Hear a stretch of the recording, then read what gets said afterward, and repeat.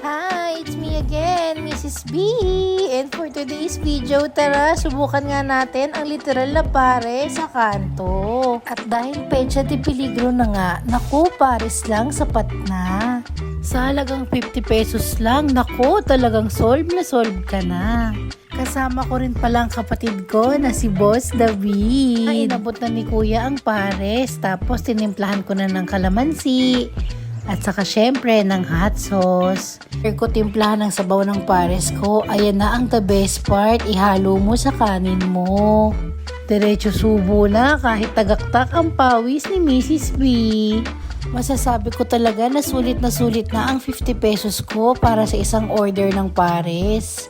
Kaya naman sa mga kasisteret at kasismi ko dyan, kung kayo'y nagigipit sa pares na kumapit, ayun lang.